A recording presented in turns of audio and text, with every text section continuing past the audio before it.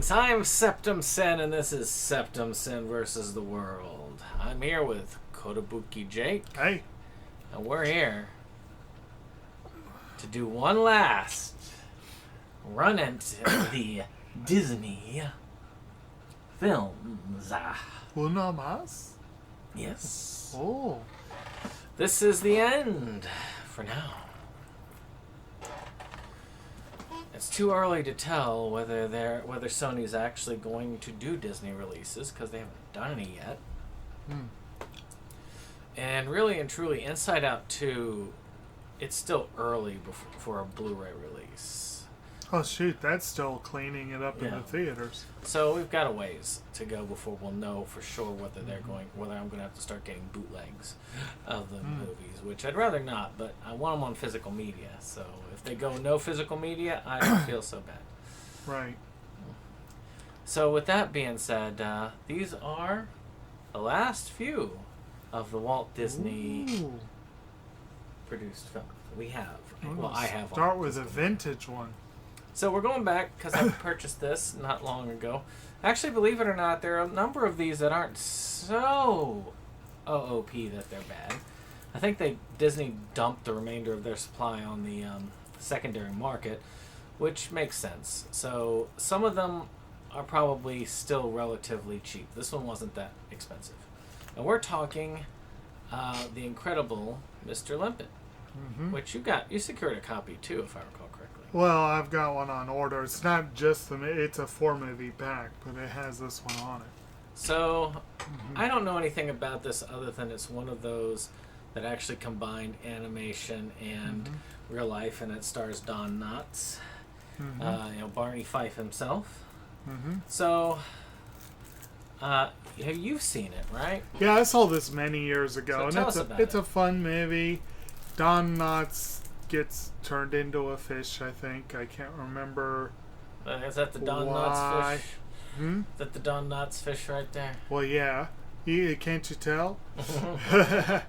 And he makes friends with this little crab there on top, who I always loved it because the crab would say things like torpedo, and I always remembered that. And my brothers and I loved that. And you got.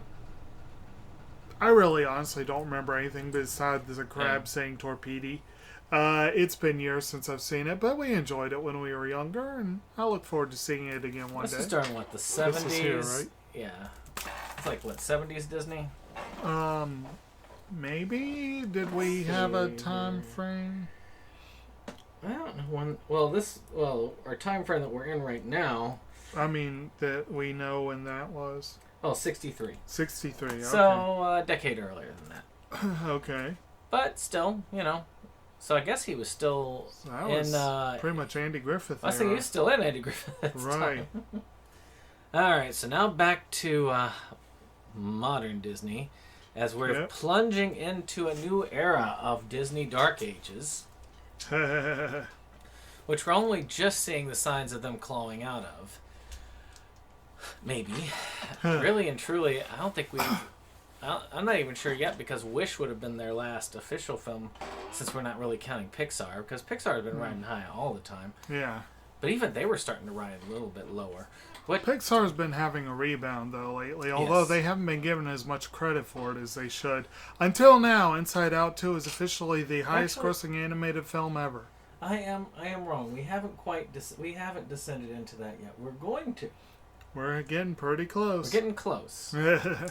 Because we're pretty much almost at the peak of that, of this current, of that one that was started by Tangled. But speaking of going downhill, we had the sequel Muppets film, Muppets Most Wanted. Now, I'm not gonna lie, it wasn't a terrible film. It was that film of like you got the criminal that looks just like the main character, and they trade places and all that stuff. It just didn't have the heart that the original had. But the original was so good, it was going to be really hard to top it. The original or the the original reboot? of the reboots. I mean, the first reboot film. But, I mean, out of all, it was watchable. Mhm. I thought it was even with other films like Muppets Take Manhattan or Muppets in Space, definitely even with that. But nowhere near as good as the Muppets. Or The Great Muppet Caper or the Muppet Movie. Those, I think, were way better than this. I don't count the Muppet, like, weird story things like Treasure Island and all that stuff. That's a different animal altogether. But, you've seen this one, right? I have not. You've not seen it?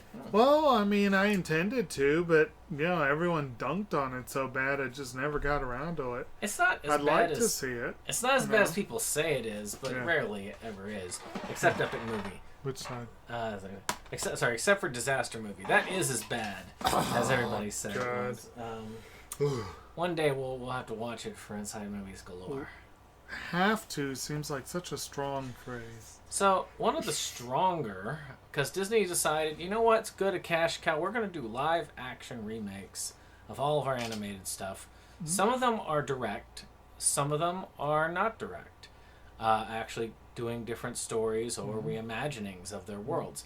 To me, that is usually where the films tend to do much better. Though there are exceptions to those rules. And we'll be talking about one of those exceptions, because I don't have many of those. Because I don't like the live action remakes. So we'll be moving faster through the current era than we might have because otherwise. it's a lot of those live action remakes. But we're going to start with Maleficent. Now, this is, Angelina Jolie is Maleficent, and they kind of paint her as a sympathetic character, not this evil being that she was in Sleeping Beauty, which in a way is kind of sad because Maleficent is considered one of the most evil of the Disney villains. But she has such a kind and innocent name. but she was, it does, it has her like being this kind of woodland fairy, and the environment was trash, so she's fighting back in the name of the forest and all that stuff, which makes her kind of a good guy. Yeah. And makes the humans kind of evil and nasty. So. Well, yeah. So yeah, it's. I guess it reflects real life more, but I'm mixed on it. I thought it was a decent movie. I thought it was fun. I thought it was an interesting idea, but it wasn't my favorite by any means. Yeah, I would agree. I really loved the idea of the forest fighting back, and that was a great thing. And yes, some of the humans are horribly depicted. Aurora is interesting in this one, and her relationship with Maleficent is interesting. The biggest issue with this one, I was shocked to say, and I am saddened to say, because Angelina Jolie can be a great actress. She was not a great actress. She kind of phoned it in some places. She overdid it in some places. I felt like this was one of her weakest performances, and for a movie that largely hinged on her performance, you have what was it? Was it Elle Fanning? Who was it that played Aurora? I'm trying to remember. Yeah, it was Elle Fanning. She did a really good job. And you had you had Imelda Stanton. I think it was Imelda Stanton, Juno Temple, and Leslie Manville that played the fairy characters. They did a good job. I think it was Charlton Copley that played the king, and he was a bit of a douchebag in the movie. It's an interesting movie, and it was an interesting idea to do it. But again, Jolie's performance just was too uneven, and I'll give it another look one of these days. Yep. All right, that's good. I'll tell you if it goes in the other stuff. Okay. All right, so this next one I have not seen, but I've been told it was kind of bad. It was mainly because they were trying to capitalize on Cars, because Cars was so easily marketed to kids, and they figured they could get more toys to be marketed to kids, and that's how we got Planes. Fire and Rescue. Yes. Which is the sequel to Planes. Because everyone was clamoring for more Planes movies. And, yeah, I don't know. I've never seen it. I'll see it eventually, but I I don't have any desire to. Same here. This is going to be on the other pile when you go, but yep. Hey, you never know. We might cover it on Inside Movies Galore one day. Less... Well, by Dave's rules, we'd have to hit the other one first, and that might we could kill do both her. back to back. Yeah, that'd be great. Well, you got your idea for franchises we next year. I could get like a... Actually, Cars 1 through 3 and then say, Planes would actually make sense. If there was one with like 5 Mondays, we could do the whole shebang. Oh my god. But not from me. So Disney, though proper, was still banging them out of the park with Big Hero 6, which also had its own show and all this. And essentially, it's about superheroes. And a loose adaptation of Marvel Comics, actually. And you have, of course, this robot that's sort of like a healing robot, and he's basically a balloon. And this one kid gets him, and they make him a part of this superhero team to fight the evil corporation thing. I can't remember a lot of this movie, but I remember liking it a lot. Yeah. I thought it was fun and enjoyable, but I can't remember a lot about what was going on because it's been a while. Yeah, same here. But I remember being good. It was good, and it was one of the strongest attempts to date for Disney to make a Pixar film. They still didn't quite make the mark here, but they came close. Yeah. They do nail things a little bit later. Yeah, we'll get to it very soon. So, next up, we have another weaker entry, which I thought I got rid of, but I apparently didn't, which is Into the Woods. I originally got it because Johnny Depp was in it and I was collecting everything that he's in. I've kind of slowed on that. Yeah. The rest of the cast is pretty solid, yeah, it's too. a good one. I mean, you see the cast right there. Yeah. It's a musical, and it incorporates several fairy tales, and they all kind of intersect. And it's not terrible by any means, but it's not great either. It's kind of, I feel about this almost the way I feel like about the Alice in Wonderland remake. It's not terrible, but it's not great. That's how I feel about it. Is it Stephen Sondheim that did the original music? It's got some decent music in it, but it drags at points. At least to me it did. And yeah, Stephen Sondheim musical. That's what I thought. And I always heard good, like, supposedly it's a really good musical. Yes. And the movie is good, but I agree with you. It's good, not great, kind of forgettable. I know you probably had a similar thought because you're so sensitive to hype. I wonder why everyone was hyping up Meryl Streep's performance so much. I think she even got an Oscar nod, didn't she? And I was kind of like, I don't know about that. But it was good. Yeah. Give it another look. If you could throw them as close to alphabetical as possible and return them to the shelves, they'd be under Big Hero 6 because it's Maleficent down there. Right. So, yeah. There we go. Sounds good.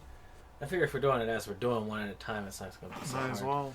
So this next one is probably one of my favorite films actually probably my favorite film of all for Pixar, and that is Inside Out. I really like this. The concept of making emotions into actual characters. This one has this little girl, and these are the emotions that they have. We've got joy in the center. We've got sadness, anger, was it not anxiety? It was fear, and disgust. And I really liked this. I thought it was very imaginative, but Pixar is that.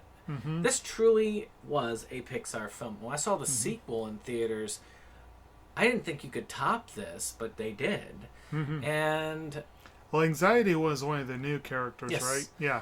Yeah, that's what I thought. So, I mean, they did a really good job. They had ennui and shame and all of these things, like embarrassment or something like that. It was good. And then they kept having this old character come out and start grumbling about it. And it's like, no, nostalgia, you go back away. It's not quite your time yet. Nostalgia is definitely out there with our heads. But I really liked this. I thought it was really good. It had its tearjerker moment, like everything else. But this is one I could watch a lot, and I would still enjoy it. What are your thoughts? Well, this is definitely one of Pixar's stronger films. Yes. One of the stronger films that came out that year. I do love it. It's been a minute since I've seen it, and it might be good. I don't know if I've seen my copy. Maybe I should see my copy before going to the new one. But I do. I need to see that. Yeah, you definitely need to see that one. And I agree. It was one of those things. Was like they made us really. They made a sequel to that. I wonder where they're going with it. But the preview was promising. I mean, they said it's outgrossed the Avengers so far, which that's impressive. And the and also they're saying it's by far the highest grossing animated film ever made. Yeah. This one definitely fits neatly into the category of when I first saw the preview, I was like, okay, I'm curious where you're going with this, but it didn't really light a fire under me. But then I saw it and I was like, holy crap, that was good. And also, this one has the short film Lava, which was a really fun little short that gets in your head. That's a full-on musical short, you know. So, this next one is obviously Pixar's greatest film ever, and that was The Good Dinosaur. Now, I mean, it's a simple, basically finding your way home type thing, where you got the dinosaur as the person technically, and the person as the dog. Yeah. And, I mean, Pixar could have done better. They could have. But this is one of the first years that they released two of them in 1 year. Yeah. Because it was in the same year as Inside Out. Mm-hmm. And they could have done better.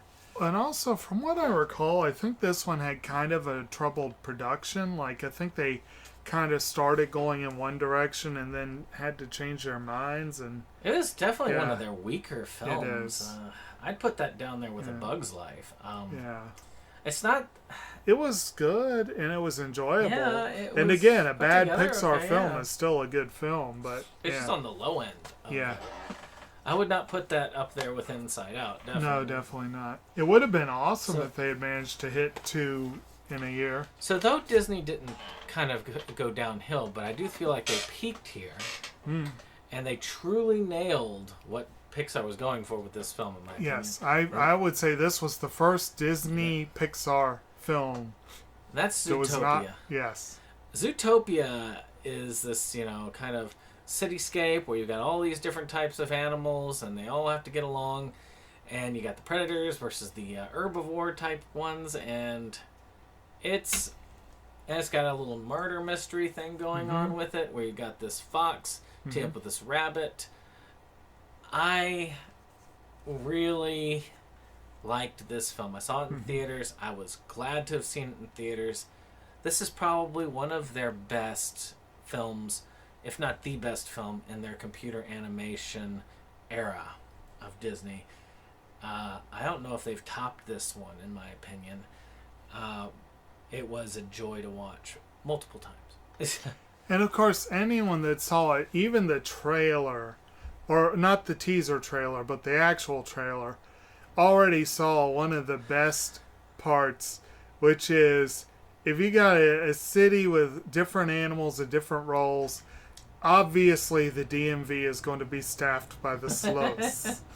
And the sloths are hilarious. But yeah, it was great. It was a great film. It's one of...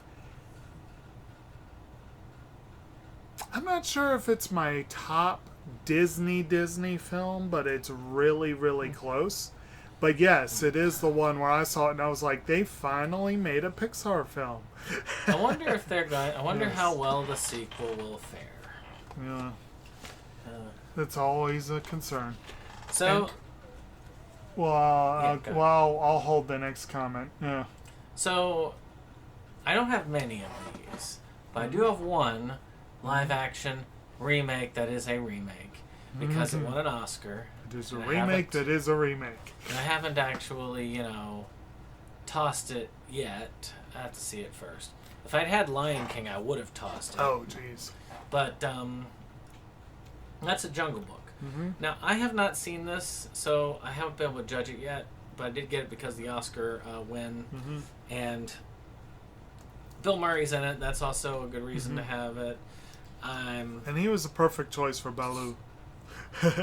And I was told that this was probably one of the better ones of the live action remakes that are basically remakes of the animated film. Not like going into the world of, but remaking the film. Mm-hmm. And I have yet to see it. I've only seen a few of the live action remakes. I've seen The Little Mermaid because, it was this huge, important racial thing. I saw Lion King, unfortunately. Mm-hmm. And I saw one other, and I can't remember. I think I blocked it on my mind. But this one might prove me wrong. I have not liked any of the Disney live-action remakes that are, yet. But there's always a first time. On the other hand, I have seen quite a few of them, and I think that most of them are good. The Lion King was regrettable.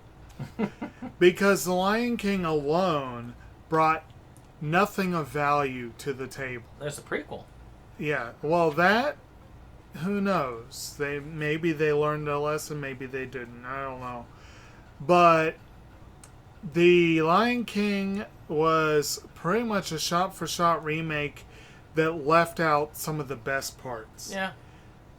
Beauty and the Beast was pretty much a shot-for-shot remake that added just a couple of things, but it was a competent, well-made remake. All of the others at least tried to bring something new to the table. This one brings plenty new to the table. It does reimagine parts of the movie. It does have new scenes that I think were drawn from the books. I think they did go back to the source material a little bit. And they played up certain things from the movie. They played down certain things. The most unfortunate thing is having Christopher Walken sing "I Want to Be Like You." That was...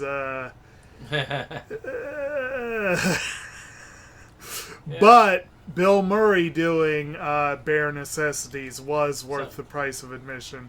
And Scarlett Johansson as Ka. She did some good stuff. I saw the live-action Pinocchio. Yeah. Which is probably Tom Hanks' most phoned-in performance I've ever seen. I have not seen that. I've seen the Guillermo del Toro one. I have not seen the other. I've yet to see any of the Disney remakes that have that I would say are superior to the original animation. I would say Dumbo is superior to the original, but that's kind of a low bar. This one though holds its own as a decent remake. But and it's worth watching and having, but I will admit, most of them, this one included, still have the whiff of cash grab about them. Well, that's probably the only one I have. Yeah. So, speaking of live action remakes that are bad, but not in the shot for shot remake. Now, when I think about live action remakes, I think about the Psycho remake, for instance, which was shot for shot. Yeah. And a lot of people pan that one, but it was no different from the original. The problem was it was literally shot for shot. So, in a way, a lot of that reminds me of that. To me, it can be as good, maybe even, but if you're just doing the same thing, you gotta go back to the well. And especially with that one, was that Vince Vaughn in the Norman Bates role? I can't remember. Because it's like Norman Bates was so perfect in the first movie, you'd really have to do something to differentiate it. Speaking of one that kind of dropped the ball. Kinda? And that is Alice Through the Looking Glass. This one is definitely nowhere near the original Alice in Wonderland animated. This is a sequel, and I did watch this because I heard it was bad and figured it can't be that bad. I don't think it was... how little you knew. I don't think it was as bad as what people say it was, but it wasn't good either. I only keep it because I've got the original one, and I like to collect Alice in Wonderland stuff. And it's shiny. But I hadn't had a lot of high hopes for this, and maybe it was the fact that I watched this with low expectations that I was like, it's all right. If I'd watched it with high expectations, which I don't know how you could go into this with high expectations. I guess if you're a huge fan of but if you're a huge fan of the original, I had hopes. My hopes were dashed when the first reviews came out. I mean, if Johnny Depp's portrayal of the Mad Hatter was your favorite version and you loved that character, you'll probably like this one because they really, really double down into that. Mm-hmm. But yeah, well, that's my thoughts on it anyway. Mm-hmm. Yeah, I'm trying to remember. This one wasn't actually directed by Tim Burton, but he still produced it. Notably, this is one of, if not about the only adaptation that uses the title Through the Looking Glass. Yeah. Most Alice adaptations incorporate pieces of Through the Looking Glass, but no one has tried to do a proper version of that second book. This one, though, they also threw the Jabberwocky poem into it as a major plot point. And it's okay. It's alright. It's alright. But as you said, if you set the bar low going in, you won't be as disappointed. But don't go into it. Definitely don't go into it thinking it's actually an adaptation of Alice Through the Looking Glass, because it is not. If you'd seen the first one, you should know better, actually. Yes, right. So this next one is another one of those Pixar sequels. I liked it better than The Good Dinosaur, but again, low bar. Yeah. And that is Finding Dory. Now, yeah. I'm sorry, it's hard to top Finding Nemo. Finding Nemo was really an amazing Pixar film. Mm-hmm. Finding Dory is kind of just, it's all about Dory. Mm-hmm. And she is a fan favorite, though after Ellen DeGeneres' stuff came out, it's maybe not as. Well, the kids don't care. And she's just trying to find her family. And this isn't good for a fish that doesn't have much of a memory. She just keeps swimming. But does have some fun characters. I actually like the octopus character. It was a very entertaining movie. Mm-hmm. I thought it was a mid-tier. I look at Pixar as kind of 3 tiers. High tier, which is extremely creative ones like, well, Inside Out. Really awesome. Mid-tier, which is, they're good, they're fun, they're enjoyable. And then there's low tier, which is they're good, but they're not great. Mm-hmm. And this one I put in the mid-tier. It's fun, but it's not like up there for me. Yeah, definitely. And again, we look at the back here where we got our tropical fish and along with the beluga, and you can see that wasn't great. This also being the follow-up to The Good Dinosaur did kind of make people worry a little bit about Pixar. But it's a fun movie. Yeah. It's fun. It's really good. In all fairness, it wasn't a water park, so, and they do have those animals out there together in the water park. Yeah, well, but not in the same tank. They better not be. Well, I don't think they were in the same tank. Well, I mean, in the picture they are. Yeah. But anyway, it's good times. Actually, wasn't the water park in California? Yeah. So that's part of the fallacy of this movie, because Dory would not survive in California. The water's too cold. It's like she swam all the way over there. Yeah. She's an impressive swimmer. Just keep swimming. Just keep swimming, all the way indeed. to California. Yes. But, good times. If you throw science out the window, it's a fun movie. So, again, Disney animation, to me, I never really considered most of it a big fall when they did, because a lot of it is due to the problematic crowd, but we'll be talking about them in a bit. But we're not there yet, because we are going to talk about Moana, which, in a way, the problematic crowd started to make a little noise with Moana because, well, she's not of a particular group of people that they feel should be the stars of every Disney film. And it used to not be as big a problem, but now it is. But it did have The Rock in an amazing, very memorable role. And You're welcome. And basically this is about these Pacific Islanders and them trying to find, I think it was seas were running out of fresh catches and stuff like that.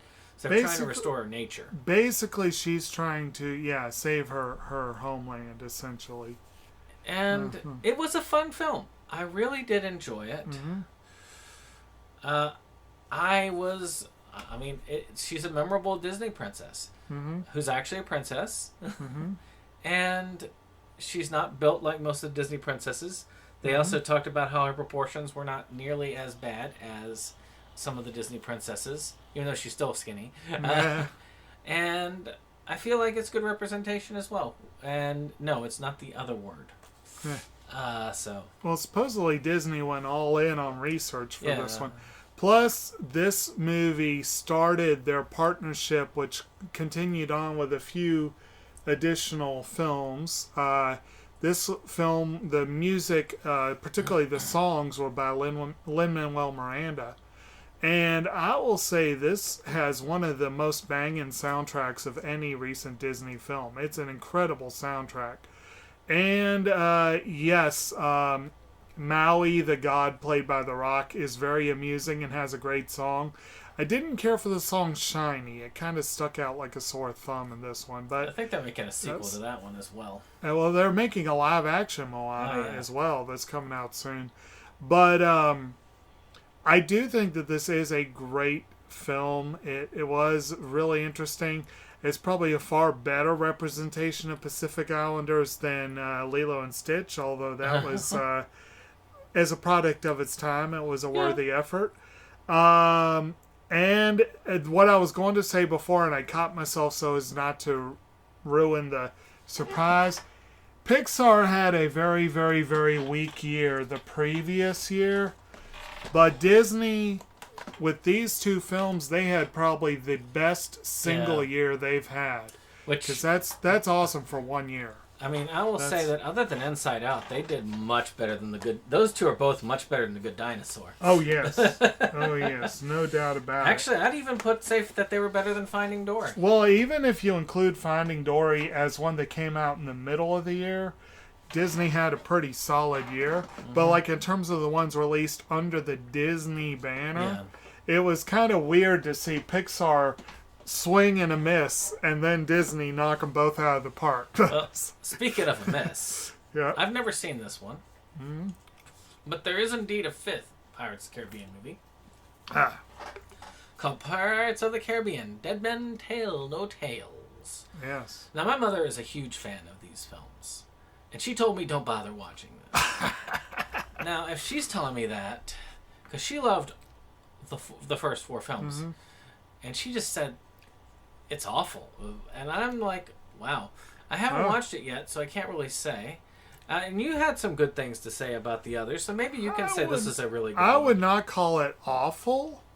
I would say most of the issues the fourth film had, yes, but they also tried to go a little darker again, just like they did with the second and third ones. I did think I was extremely disappointed with Javier Bardem's character. I thought ideally he would have made it better. Plus, they did not have Penelope Cruz in this one. So, pretty much all the good things 4 had going for it, this one didn't have. So, it is the weakest one of the bunch, no doubt about it. I wouldn't say it's awful. But if you really like these movies, I guess you could go either way. But definitely don't start the franchise on this one. The way that somebody told me is that Bardem's performance felt phoned in. It kind of did, yes. And he is a brilliant actor, which is one of the reasons why I expected more. And it's even more interesting because he and Penelope are married, and yet they showed up in different movies. So now the only Pixar film I have yet to see, which is Cars 3. I don't count Planes because that's not really Pixar. It's based off Pixar property, but it's not Pixar. Yeah, it's not. I have no opinion of this film. I didn't care as much for the second film. I thought it was okay. I'd have put... in those tiers, I'd have put it in the low tier. But, even the low tier is good. It's just not great. This one, I think you would have put this in, the high tier? No. None of the car movies are high tier, but it would be mid.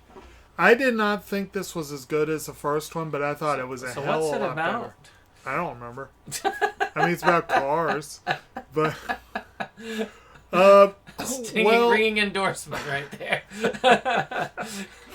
Well, essentially, Lightning McQueen, the Owen Wilson character, is being left behind. He's not the hot young guy anymore. And it's interesting. It's a fun movie. It is far and away better than Cars 2. But yeah, I've only seen it once, and I don't remember much about it. Do not eat pistachio ice cream. It's turn. Yes. So, but I think this is Pixar. Pixar? Yes. Oh, yes. Yeah. So Pixar, of course, still showed that, yes, we can make these high-tier movies. So how'd you end up with all those Pixar movies in a row? Just skipping all the live-action ones? Yes. I mean, that's basically what Disney was doing for the longest time. Wow. Like, live-action remake. Yes. This was a good one. So this one showed to me that this is one of those top-tier Pixar films, and that is Coco. Now, there was another film that came out, like it was those types of things where two very similar films come out at the same time. Are you talking about The Book of Life? Yeah, The Book of Life and this one. Both of them dealing with, Day of the Dead and all of that. Both of them fairly good films, so this one is superior in most ways. Yeah. Both animation style, musically, thematically. Well, thematically, music is a much bigger part of this one. But at the same time, that's not to say Book of Life was a bad movie. Oh, no. I would rank that in almost as if I was to do my tiers of Pixar, that would be a mid-tier, and this would be a high tier, even though that one's not Pixar. No, it's not. But this one also has one of the saddest moments or emotional moments in a Disney Pixar film, to me. That end song where he's singing to his grandmother. Yeah. It just breaks me up every time. Very good film. I can't say enough about it. That is just was really good. I mean, it's about basically this kid who ends up getting a guitar because he wants to play guitar. His family's very much against doing the music because of something that happened to a relative of his. But he wants to play the music. It was his father, I believe, wasn't it? Was it his father? The grandfather? Yes. And he had thought, but nobody knew. He didn't know who his grandfather was, and he thought maybe his grandfather was this great mariachi guy, and then realized things might be a little bit different in the end because he has to go to the land of the dead in order to try and save it. And I love how they structured it. I love how they did it. It was just awesome in many ways. And actually, it's kind of hard to go into the plot without giving away some of the... There are twists in this. But essentially, yes, the grandfather had left home to play music, and that gave music a bad name, essentially. And it is a phenomenal music to this. The song Remember Me plays multiple times in the film in different contexts, and it really adds a lot to it. It's a gorgeous film, too. It's absolutely gorgeous, which is one thing it does have over Book of Life is the visuals. Now, was that what year was that film? This 2000 and... What year are we up to? It was still when we were going to theaters, so it was pre-COVID. Yeah, it was pre-COVID. And I did see this in theaters. In fact, I think I went to see this the same day I went to see Bombshell. I want to say 2015, 2016. A very good film, very well done. It was. No, I think it was. I think that Remember Me, did it get an Oscar nomination? 2017. I don't know whether I don't know whether it got one or not, but it definitely got a nomination. I don't think it won. I believe it did. It won. The movie won 2 Oscars. One of them... Well, animated feature, obviously. Well, obviously. And this movie is currently rated number 72 on IMDb's Top 250. It's one of their top-rated animated films. It did win Original Song and Animated Feature. Yes. The only nominees which again, the Oscars need to wake the hell up when it comes to animated films. But Yes. this one had wonderful music as well by Michael Giacchino. Just really good. Unfortunately, there were a couple of controversies around this one. One, they released it with a half-hour Frozen short. I think it was Olaf's Frozen Adventure or something. And there was so much backlash that they ended up stripping the short from the showings. And I saw this about 2 weeks after its release, and I got no short film, which was sad. And the other thing was apparently Disney decided to try and trademark Dia de Muerte.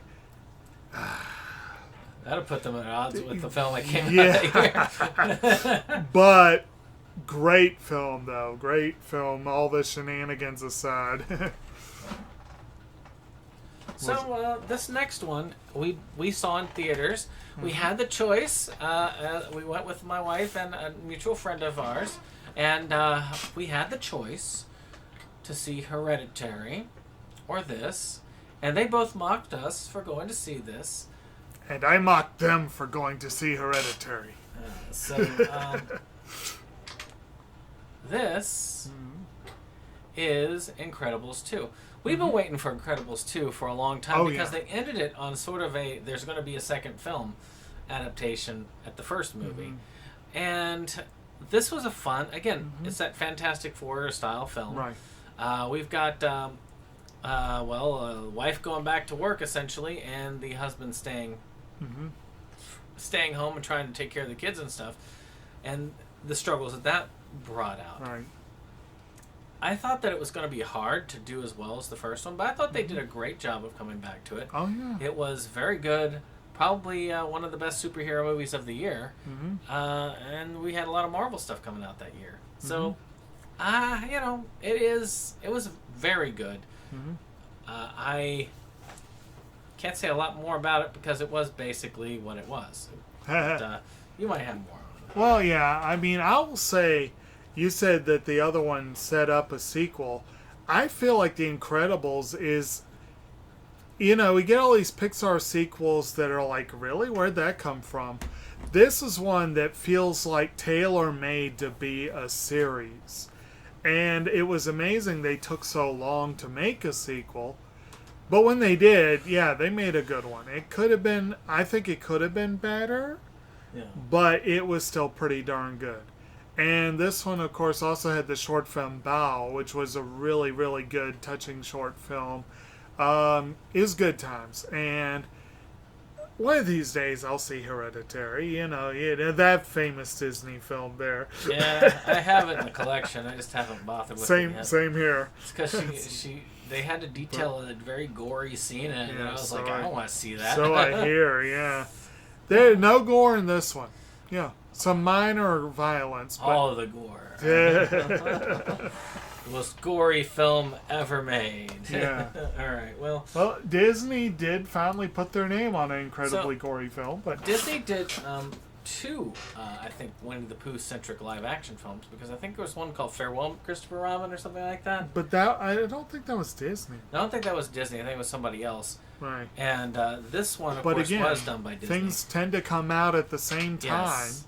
Yeah. And that is Christopher Robin.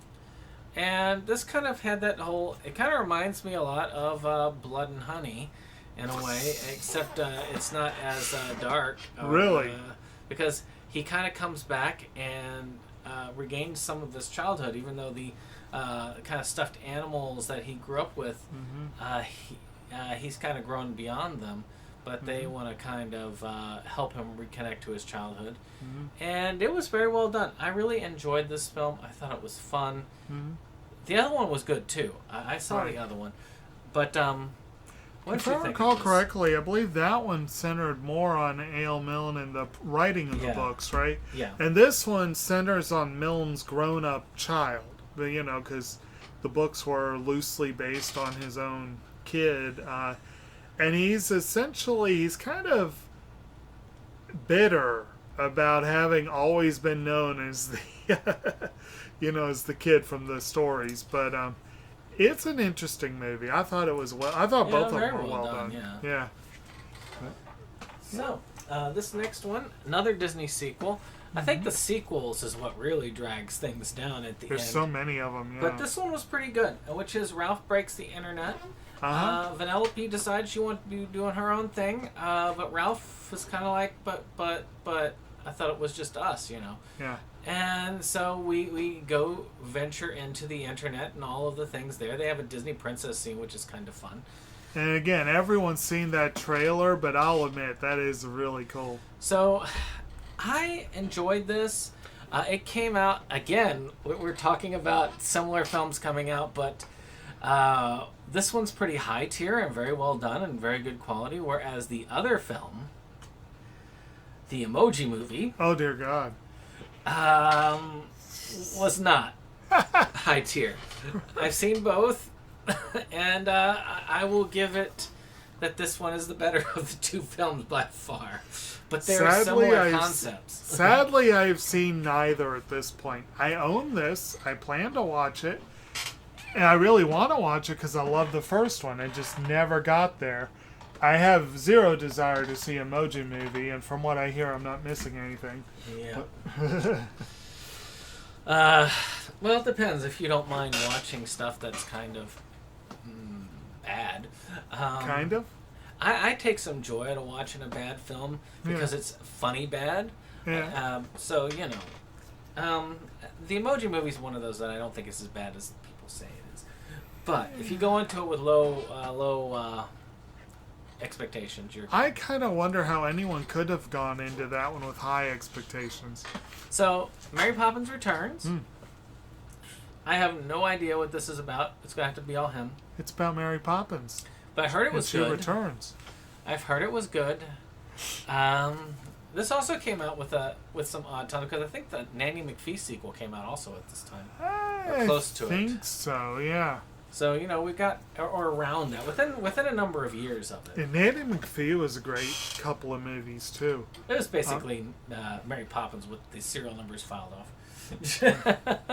But yeah, this one we got Emily Blunt sticking into the role of Mary Poppins, and Lin-Manuel Miranda essentially playing the Dick Van Dyke character. And again, it's not that I don't like it. Right. It's that I just haven't gotten to it. I saw this and I thought it was very well done. I liked it. It's weird that they made a sequel so many years later, but they did a good job with it. Yeah. Alright, so now talking about sequels. I can't believe they're making a fifth one. Oh dear. But this one is Toy Story 4. Now, Toy Story is one of those that always surprises me because I keep hearing about a sequel. I keep thinking that's probably going to start sucking, and it doesn't. Matter of fact, out of the trilogy, I feel like they keep getting better. This one, I feel like, is at least even with the third movie. It's very well done, very well written, and has a really solid ending. So, of course, we're making a fifth one. Yeah. Of course. So, I don't know whether they're going to be able to pull this off a fifth time, but they really treat this series with care. They treat it with a lot of respect. Well, debatable when we get to one film. Right. And so it may be the fifth film is going to be just as good, or even maybe better than all the others. I would say this one does tie for best of the series because it is well done. It follows up, like, again, when people grow up, what do you do? Right. When they grow away from a certain person or a certain toy, what do you do? And I do like the messages they came across with. Pixar, when they really are on their game, they are on their game. And this one was slightly mixed for me because Forky I have mixed feelings about. I get the concept of the character, but I don't really love the character. But you got Key and Peele in here, and they're a fun addition. And Keanu Reeves is awesome. Stuntman, whatever his name is. He is awesome in this movie. And the creepy doll sequence. Yes. Oh my god, they went full on horror for one sequence in this film, and I loved it. But yeah, the way they ended this is if they do a fifth one with Buzz and Woody, I really have to wonder how they'll pull it off. Oh, maybe Buzz likes in the trash. Who knows? And Woody comes to rescue him or something. Who knows? But you put enough years in the future, it's possible. yeah. So, speaking of sequels, you're going to hear that speaking of sequels multiple times throughout this. We have the Maleficent sequel, which I have not seen. I've heard it's not as good as the original. Right. I don't know anything about it, but I have this desire to be completionist. Mm-hmm. So I went ahead and I got the sequel because I thought the other one was, okay. But did you see it? I have not. Oh. I have this as well, and I cannot remember the circumstances that led to me getting this, but I have not seen it. I have a moderate desire to see it. One day I'll get around to watching it, but... Well, one I did get around to watch. It's also a sequel. Hey, we're done with the sequels for a little bit. Woo! One I It's have not seen yet. Frozen 2. And this one is definitely a decline from Frozen, but does a good job. It weaves a good story. It has some good songs in it. Nothing Got is a great earwormish. 80s power ballad. It's nowhere near as earwormish as the first ones, Let It Go. Oh, they were trying. They didn't quite get there. But it's still fairly well done, well crafted, a very solid film. Just not as good as the original. But that's not... I mean, that's hard to beat. That's a hard bar to get up to. So, if you like the original...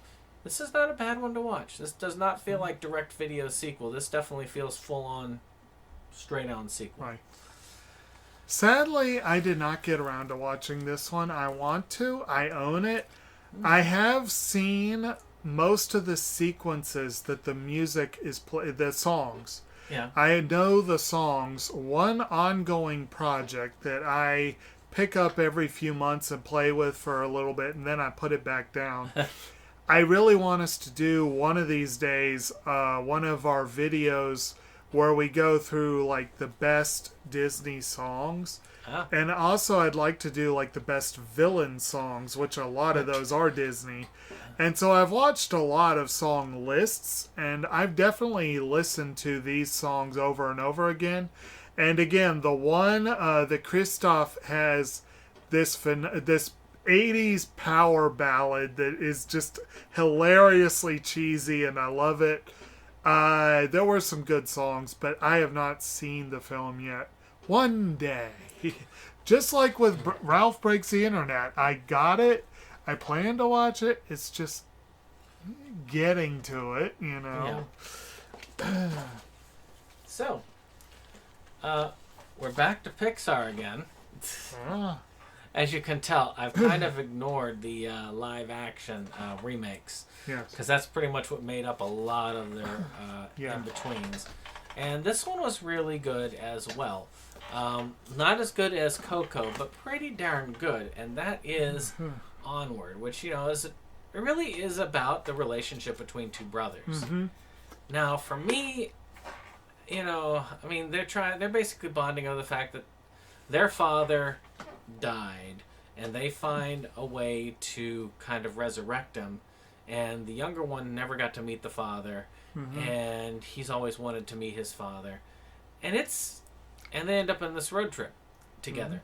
Now, again, I thought it was a good movie. I thought it was well done, but to me, I feel like, and you'll be able to tell me this in your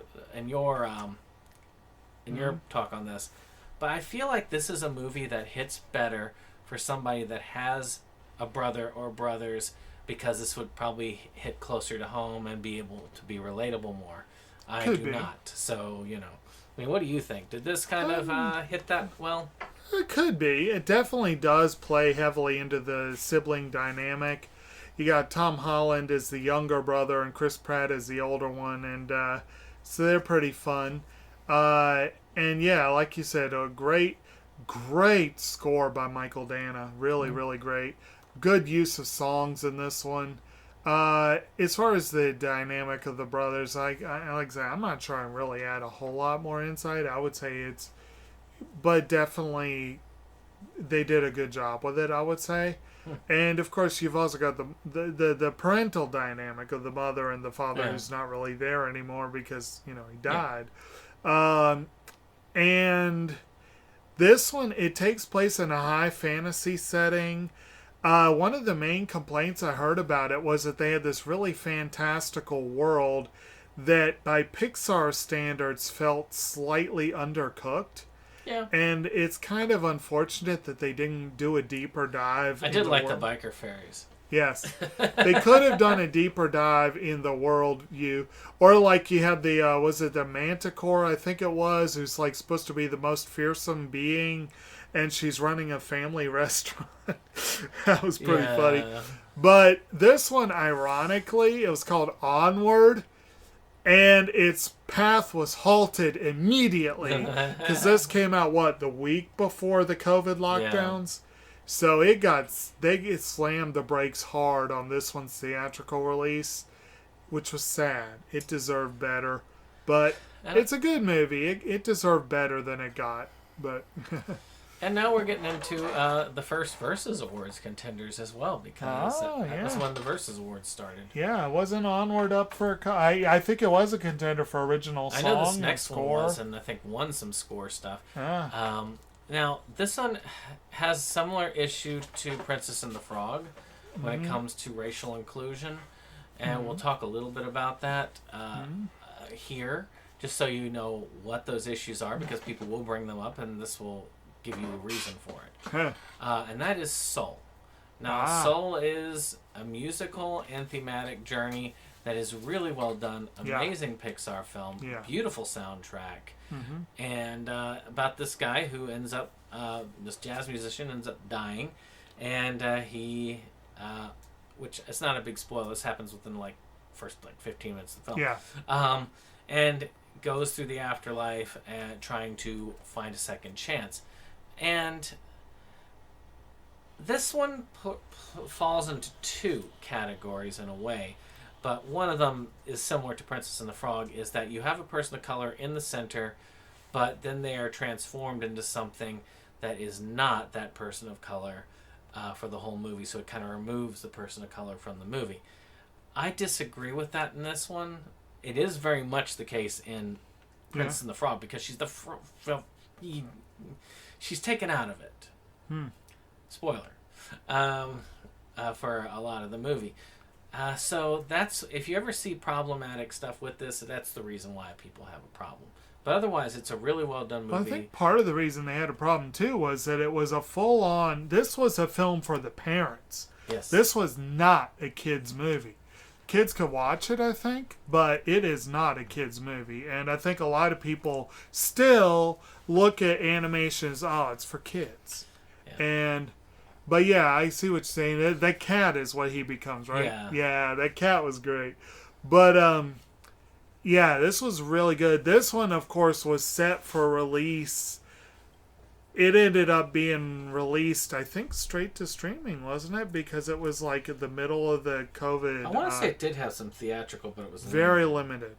Because that one was not the one. It was it was going to be released in what became the height of the lockdown, basically.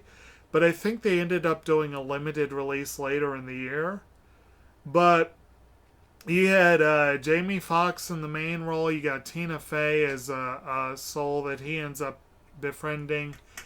You got music by the team of Trent Reznor and Atticus Ross, along with John Batiste. That's a heck of a combo there. And they ended up bending the Academy rules to allow Batiste to get a nomination, which is really cool of them, I guess. This is a really good... This is one of Pixar's best films on a pure, just quality level. But I know what you mean. There were some controversies around it. And it just wasn't... It didn't have the appeal and marketability to kids that a lot of their films have. And now, as we start getting into it, because the first one of the Pixar films to not be released in theaters is coming up. Okay. But well, I think the only one that hasn't been released at all. There's only one that hasn't been released. Which was stupid of them. But we're going to get to that. Yeah. Because it's not a bad film by any means. Oh, no. But let's talk about Disney again. Yeah. And we have Raya and the Last Dragon. Now, to me, this is a start of an era of Disney where it's... they're good, but they're not like knock it out of the park good. Raya was good. It was. But it wasn't... It didn't get the knockout of park numbers that, say, the last one that we covered, Frozen 2 got. Had some good act, had some good stuff behind it. Again, it's they beautiful. were in there. It's beautiful. The animation is top notch. This was done around the same time they did the Mulan live action. They were really trying to cater to China because they really wanted that Chinese money. And this one isn't as bad about that, even though they do have some. There was another movie actually that the Chinese government released that was animated that was at the same time, and I cannot remember the name of it, but it was actually pretty good. Was it Neja? No, it was the one about like dreams or something. It was about cakes, moon cakes or something. It was something right. Over the Moon? Over the Moon, yeah. Yeah, that was a good one. So, it was very well done. So like I said, I think there was a lot of appeal. I mean, the Mulan one was the really big one they were trying to. They were using slave labor. A lot of the people that worked on Mulan were not paid because, we gotta appeal to these people. And then they started mixing up Japanese and Chinese stuff because that they love that in China. This one was more of a generic Asian. This was more generic Asian, so I think it was a better appeal. But Disney never really did get that Chinese money they wanted so badly. Hey, Rosie. The biggest thing, I really liked this movie. And again, it's absolutely gorgeous. The music is gorgeous. It's from a technical standpoint, and it's entertaining. It's got a really good story. It's the biggest issue with Raya is its Avatar light. Yeah. It feels like if you've seen Avatar The Last Airbender, you will know every beat of this movie before you see it. Matter of fact, I think I had and I'm not talking the Awkwafina. Shyamalan film. I had Awkwafina up for her portrayal of the dragon. I believe so, yeah. Yeah. But, now, one I had to rebuy because I still don't know where my copy is. But I wanted this because I thought it was really good. I thought Emma Stone's performance in this was spectacular. And that was a one that I've got loose in here. I need to unloose that in the case. Because I don't want any of these banging around. I don't know. Do y'all ever do that? Like you get it and it's come loose, and then do you take it? Do you open it when it's like that, or do you keep it closed and just hope for the best? You'll do it. But I have to because I don't want it to have more damage done. But we're talking about Cruella. This is actually my favorite of red cover. That's cool. Of the Disney live-action remakes, even though it's not really a remake. This is not at all. One like Maleficent or some of these others that kind of takes another character, a villain character, and kind of makes them more sympathetic, though she is kind of a villain. She's a hell of a lot more sympathetic than the original. But the original one had nothing redeeming about her. Very well done. I enjoyed it. Costume design, makeup, amazing. But of course, she's a fashion designer, so of course. You're right. It does make the character a lot more sympathetic, but more of an anti-hero type. Well, and her cohorts, Jasper and Norris, also get a kinder, gentler remake. It definitely a prequel. It makes you hate Dalmatians. What's up? It gives you a reason why she'd hate Dalmatians. Well, they're jerks. But, of course, Emma Thompson plays her boss, who is the real villain of the piece. Yeah. You got, I think it was Joel Fry and Paul Walter Hauser who play the Jasper Norris. And, of course, Emma Stone, just absolutely great as Cruella. This was a much better film than I expected. Cruella de Vil is a horrible, horrible, horrible woman in the original movie. And she has one of the best villain songs ever. Yes. But this was a really interesting rebranding of her character. You really can't see it as an actual prequel so much as a complete reimagining of the character. But it's an interesting movie. I could sort of see that version of Cruella skinning Dalmatian puppies to make a coat out of. Well, they are jerks after all. Considering how badly those were. So the next one is the next Pixar film, and Pixar again did decent with this one. Right. I'd say this is mid to high tier, which is Luca, about these sea monsters that kind of come up and in Italy, and race things like cars and not cars like scooters. Right. And they always want to get a Vespa. Vespa, yes. And it's all right. It's not a bad film. It's a fun film. It's not Pixar's best. It's not in their worst. I really do consider this is probably a solid mid-tier film, where it's because I'd like to say it's like good, great, spectacular. I don't think it's spectacular, but I think it's better than good. So I mean that's my take on it. I would rate this one similarly to Raya. I mean, it's a good film. It's fun. It's well made.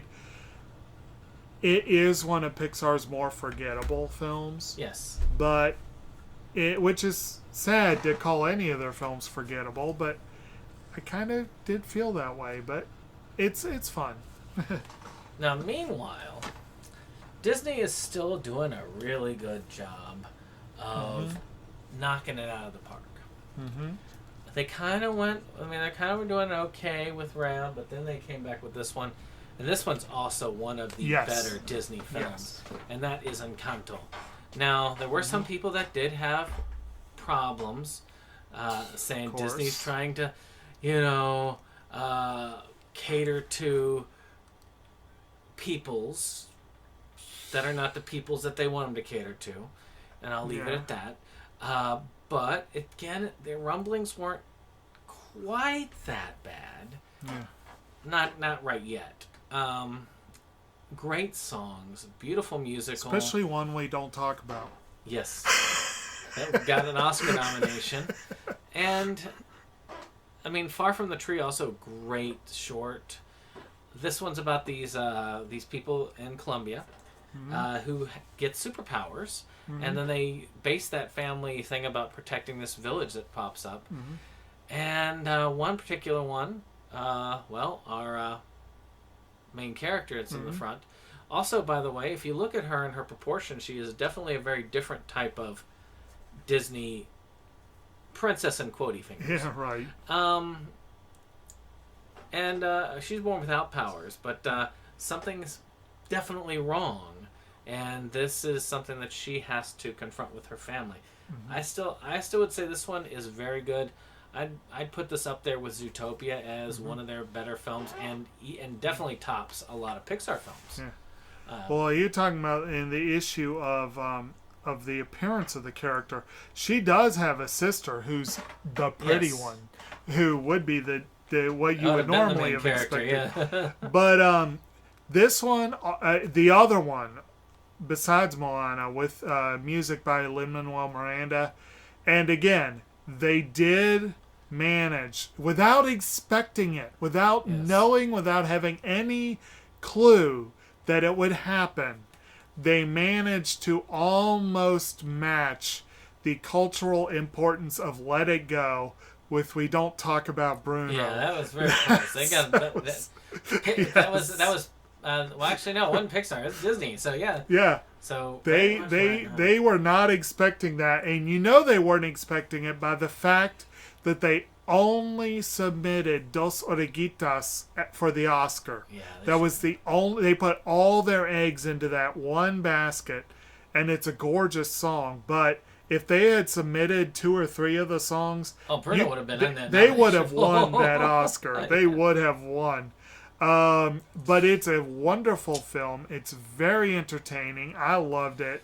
Actually, I believe it won our best original song. I believe. Well, yeah, I'm pretty sure it did. Yes, yes. So now we're getting into some of the dark section, and I don't. Now this is what I consider is very different from the other dark ages of Disney. Mm-hmm. Is the other dark ages of Disney have been kind of Disney's own doing about they're just kind of subpar films. They're not playing to the right crowd. They're a little bit darker, maybe sometimes imaginative, or just kind of doing the same thing. This one I look at as the crowd that I call the, well, special crowd. Well, them churning out all these remakes and reboots, it doesn't help either. Yeah, but I'm talking animated films. Right. The animated are, I try to stay out of that because that's a totally different thing about their live action stuff. Right. Well, and also it's worth noting, like, and this probably factors into part of what you're saying, but Disney, this era also is the era where they've acquired 20th Century Fox, and they're kind of everywhere. There's like the great meme of Mickey holding the Infinity Gauntlet and all this stuff in it. And they're not only churning out Disney and Pixar right and left, but they're also churning out Marvel and Star Wars right and left. And it's, And this time it doesn't just affect Disney. Yeah. It's affecting Pixar as well. Yeah. And we start with one that Disney relegated only to streaming because of the same reason why they never released Only Yesterday. Yeah. And that is Turning Red, which is about this one girl and her family. And it really is about a mother-daughter relationship. But finds out that her family turns into red pandas when they're upset, like giant red pandas. And there's a lot about this. Well, starting when they reach a certain age. Yeah, and there's a part of this that has that, like, female puberty, female, women growing up. And this kind of, Disney did not kind of like that, so they wanted to kind of bury this film, which is sad because this is a very well done film. I would put this up there in the high tier. Not the highest of the high tier, but definitely above the mid tier. Because it's very well written. The relationships are amazing. But people really hated on this film for not just that, but they hated on the film because of the race of the protagonist, which I don't understand that. There was a lot of the W word going around with this one. It's not as bad as it's going to get, but it was bad. I don't know if you get. I see. I do have still some friends that are on the social media that are very leaning into that direction. So I got to still hear that a lot. Yeah. But so maybe you got to be spared from all of that and only heard some good stuff about this. I didn't hear a whole lot about this movie specifically. I've heard. I think you've heard stuff about the next movie, but yeah, probably. But, this one, Turning Red was excellent. It is a shame that they only went streaming with it. Like, it just, they didn't. I think, like, Turning Red was, they actually pissed off Pixar. They pissed off a lot of people in Pixar with their treating of that film. And they didn't get much better with their next couple of films either. Well, they've gotten really gun shy about some of the stuff that they're still green lighting it, but I look at this one as I feel like it got much more hate than it deserved. For one, for two, I feel like I feel like it was an okay film. I feel like this is the next one? Yeah, I considered this a lower tier, but I don't consider it as low as people gave it. A lot of people will say this is the bad I still need Pixar to see film. it. And that is Lightyear. Now, there are a couple things that people got mad with. One, they were upset saying that Tim Allen lost the role of, Buzz because of his politics, which is not the case. I can guarantee you it's not the case because they greenlit the Santa Claus series that same year. So they did it because they were looking at it as this is the TV show, but there was an animated show already. And that was the show that the kid watched. But I don't really know the necessity of this show. It had some very Interstellar type stuff to it, which I don't know if the kids really need an Interstellar movie. The cat is awesome from what I've The seen. cat robot is fun. People were also mad because it kind of looked like there was an interracial relationship going on, and that's not right to show kids, and that there was also some LGBTQ stuff in it, which again, a lot of these same people say that's not right for kids, and when they say that kind of I mean, again, the less desirable element was already really stirring for this film. And then you add on top of that this wasn't what a lot of people really wanted. This one didn't do as well. No. So it's not as bad as people say it's out there. As is said, there is no bad Pixar films. Right. I would say this was down in the same tier as Good Dinosaur and them, but I don't think that it's below that, like maybe people say. Okay. Most people like to let their personal feelings get in the way of that. I have to concede this is one of the few Pixar films I have yet to see. I wanted to. I still intend to. I just haven't gotten to it. And I will admit the mostly negative press was one of the reasons why. But one of these days I'll get to it. So, this next one is the next Disney film, and this one I think got unfairly panned because of this particular crowd. I delayed seeing it, but I did really like this film.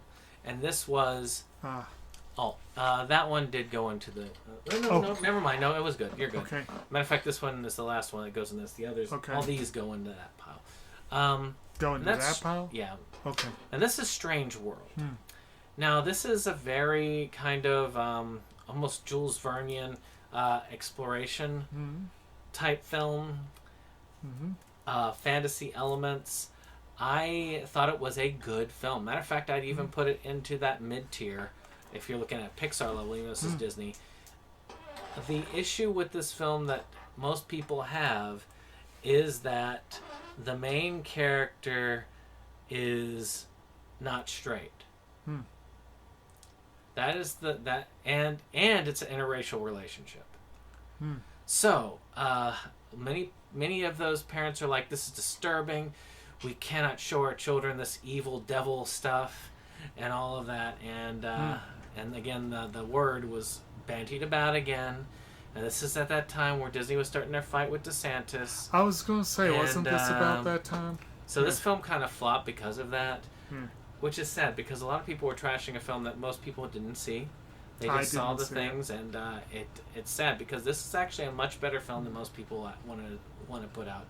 It's very well written, good characters. I did not feel it was representation that was pandering. I felt like it was representation that was good enough representation. But that's just my opinion. And I don't use that one word to describe things because what, opinion? No. I'm curious about it. It didn't really, kind of like Lightyear. I was aware of it. It kind of slipped by, but out of the two, that one's the better. Yeah. And you said this one goes here and all the others go there. Go. Okay. It's getting kind of hard to juggle, so it's probably that's a good thing. That's the last one. All right, so now we get into, actually, I want to say that is the last. Yep, that's the last of the Pixar films. Ironically, almost most all recent of them that Pixar style. film. I've watched mine. Except for Inside Out 2, which is the one that's in theaters. But this is the most recent film that's released on physical media. Matter of fact, it might be the last Pixar film that was ever released on physical media. This one got criminally underrated, and that's Elemental. Yeah. This one, it made up for its losses in the home market. Okay. This one built up after it was released on streaming and physical, which shows the importance of physical, by the way. Right. This one has a lot of similarities to Zootopia. I'm not gonna lie. Very much you got the elemental town is not that different from the animal area, but they're represented by elements instead, and the elements have their own like racial issues and cultural issues. And you got an immigrant family and kind of a Romeo and Juliet type story-ish.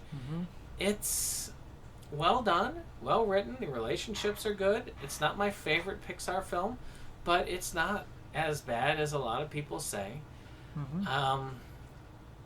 I feel like the message kind of angered the same group that didn't like the other one.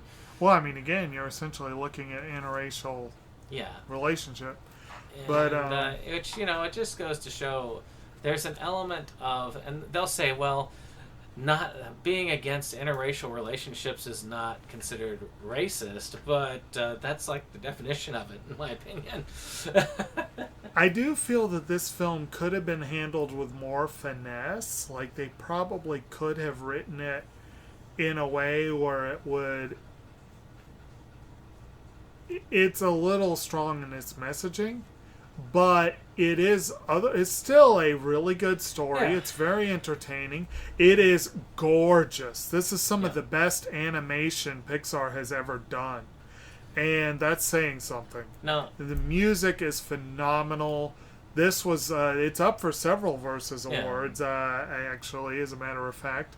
But it was a really good film, and it was one of my favorite films that came out last year. No, it really was. If I compare it to Zootopia, Zootopia still wins. Yeah, But, still well done. Yeah. So, this one is the only one of this series that is released under the Disney banner, which is surprising because they didn't release their Star Wars movies under this banner. Yeah. But they did release the latest Indiana Jones film and the Dial of Destiny under the Walt Disney. I didn't see it in theaters. I had a chance to, but I did see it, and it was all right. Yeah. I put it on par with Crystal Skull. I thought it had some good moments. The de-aging kind of technology looked a little bit weird here, but it still was okay. It was okay. They looked like they were going to pass the torch and kind of yoinked you out at the end. I guess we're going to keep doing Indiana Jones movies until he's dead. And then probably they're going to try and get Harrison Ford to sign his likeness over. So they'll just continue to digitally make him into the series long after he's dead. So, I guess. It was decent enough. What did you think of it? I liked it. It was the first one not directed by Steven Spielberg, and they brought in James Mangold, the director of Logan, and I don't think that was a mistake. I don't think that was an accident. I think they intentionally wanted a similar vibe for this one. Not as R-rated, of course, but, I thought it was really, really, really well done. Nowhere near the level of Raiders, nowhere near the level of The Last Crusade. I actually thought it was better than The Kingdom of the Crystal Skull, probably by a far sight. But I agree, the digital de-aging, that's something that bugs me. I wish they wouldn't lean so hard into that. And it was interesting. It was I was disappointed that John Rhys-Davies didn't get more to do with Sala, because I've always liked Sala. And I was extremely disappointed at how small Antonio Banderas' role ended up being. But it's a fun movie, and deserved a little better than it got. I wish I had seen it. Ironically enough, I think Crystal Skull's the only one I saw in theaters, and that makes me sad. Well, sadly, we're not ending in a high note. We're not ending on the lowest note. We're ending on a mediocre note. Yeah. Though we do pass a low note on there from what I've heard. I have not seen this, but I got it because it was cheap. And that is the next rendition of the Haunted Mansion, which I actually like the Muppet Haunted Mansion, which they sadly have not released on physical. What about the Eddie Murphy one? I haven't seen that one. I haven't seen this one. Maybe I'll watch them back to back. I've heard this one's about even with that one, that it did not break the curse of the Haunted Mansion adaptations, but I could be wrong. This could be one of the best films ever. The Eddie Murphy one could be one of the best films ever for me. That's haven't. not what most people think. Yeah, well, I don't care what most people think. You know this. Yes, I know. But did you see this one? I have not. I have not seen I mean, I like Danny DeVito, so he's in that. Yeah, and you got Rosario Dawson, Owen Wilson, Lakeith Stanfield. You do have a good, solid Tiffany Haddish. You've got a good cast here. But never seen any of these movies. I don't even know. I know it's about hauntings and a mansion. Yeah. Well, we got one last one. Mm-hmm. One of the last films Disney released under this banner, that before they closed down their shop, and that is the last of the Disney films, animated films so far. And it was their 100th anniversary film. 100th anniversary film. Wish. Yep. Now it had another one, a short, which was awesome, which was Once Upon a Studio, which was also an anniversary short in a lot of ways. And I think a lot of people, I think this one didn't do well for a couple of reasons. One, you got the same crowd that's been pissy about all the films. Yeah. Especially since the main character is a person of color. Yeah. And she is playing a character. Well, and clearly biracial at that. Yeah. And she's playing a person that is not a person of color in the, or at least doesn't appear to be in the film that she's in. Because she is, I'm not going to ruin the twist at the end. But this, I feel like it could have, I think it was a decent film. I think it was very beautifully animated, had some good music, solid songs, but I feel like they dropped the ball for their 100th anniversary film. Yeah. Why not? You're trying to tell the story of the wishing star, essentially. Yeah. Why not utilize? You've got all of these properties. Yeah. You even pulled back voice actors and stuff for this Once Upon a Studio, so you can't tell me that you couldn't do this, because you did in a short. Why not utilize it and do a story revolving around all of the animated characters? This is the 100th anniversary. Yeah.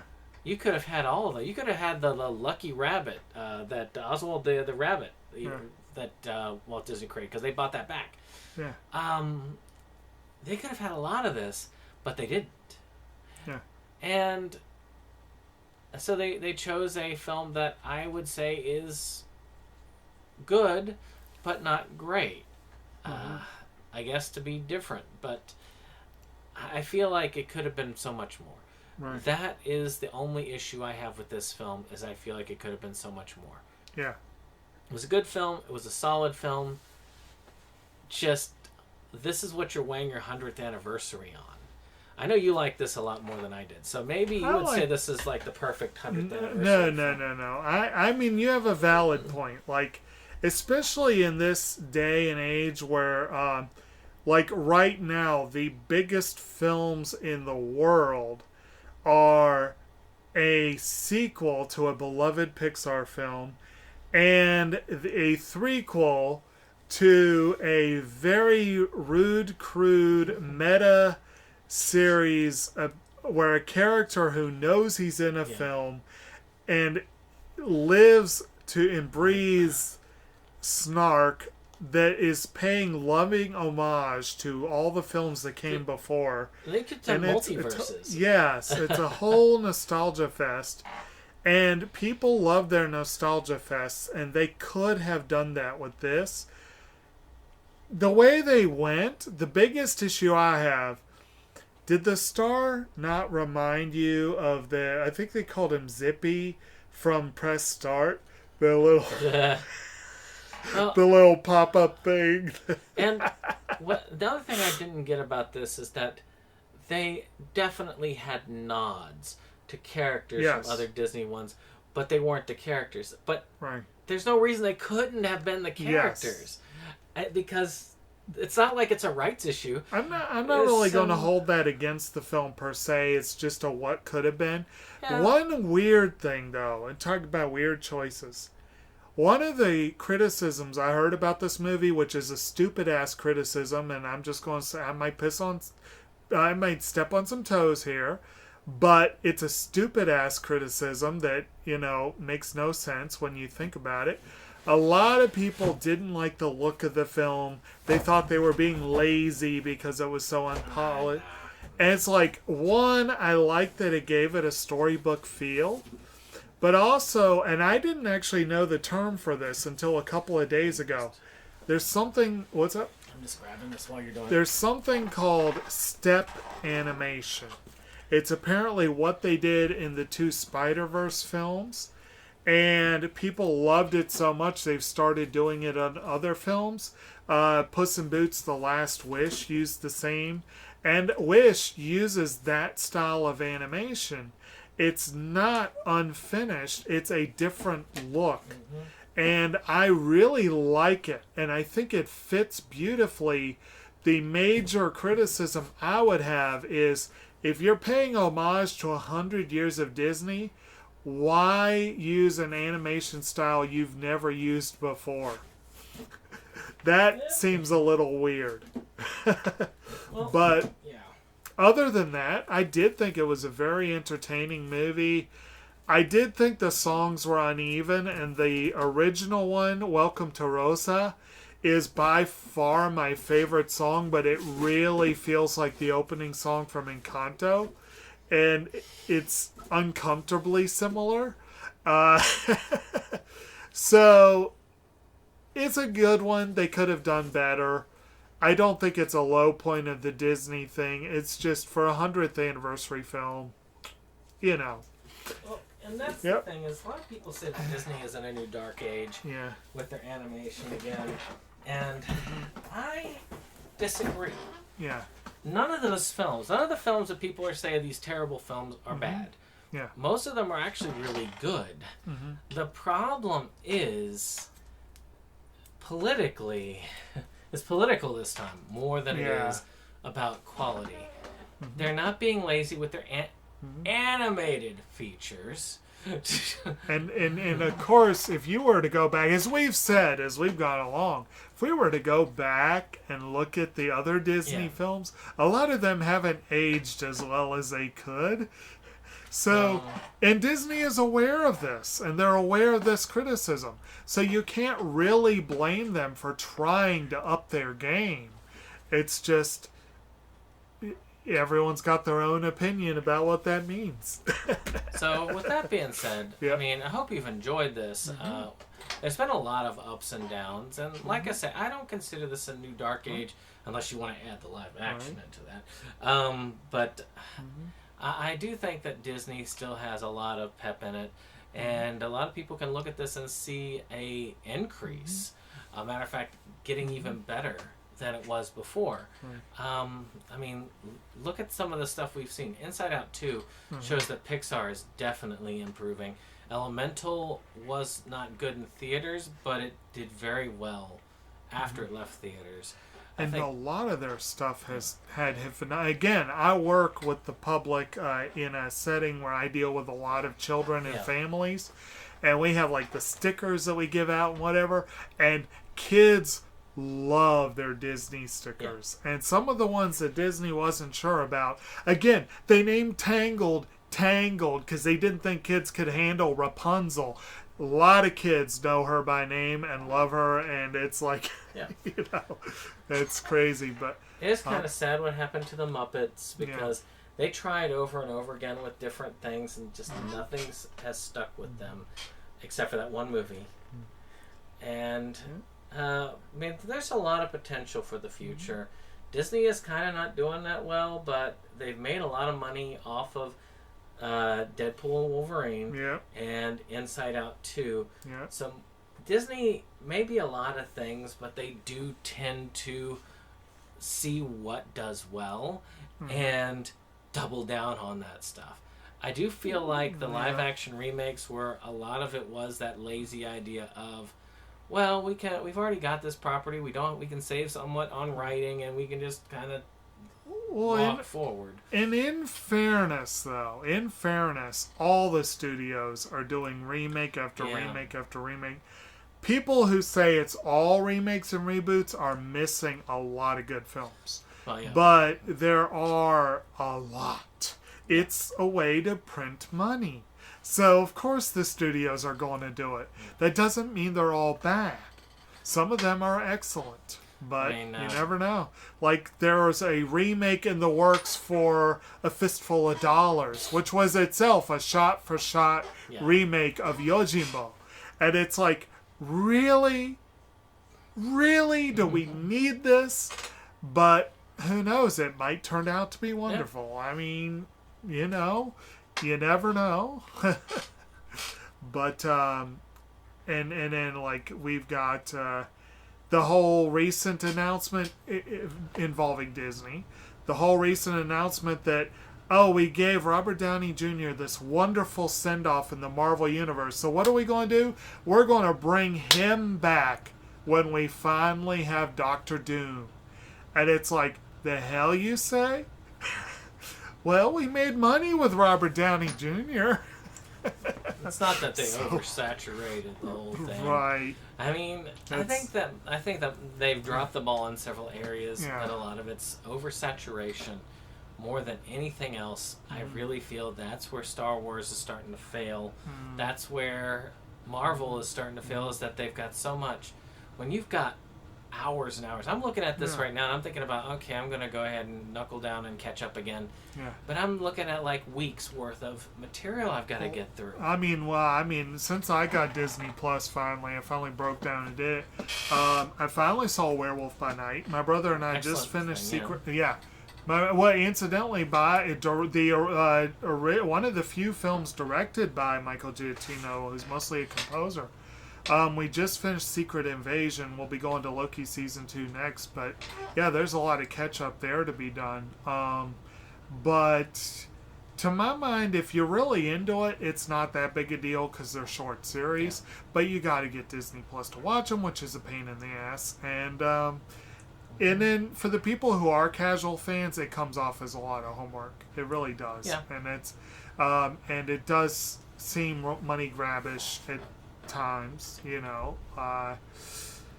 and then you get uncomfortable thoughts. Like I had a thought today out of nowhere. Spoilers for people who haven't seen Secret Invasion. You've got now a super overpowered character floating around in the MCU that who knows if they even plan to bring them back. And it makes you wonder, well, what's going on with this character? But anyway. With that being said, thank you for watching. Yeah. I hope you've enjoyed this.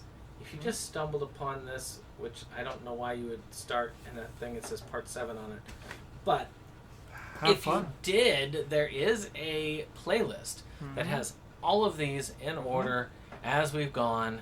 And we try to keep most of them in release order, except for Mr. Limpet. And if you want even more Disney-related content, in our partner channel or sister channel, Inside Movies Galore, we'll be covering Disney live action this coming month. Yep, yes. Well, which will have actually had the Apple Dumpling Gang already up by the time this video posts.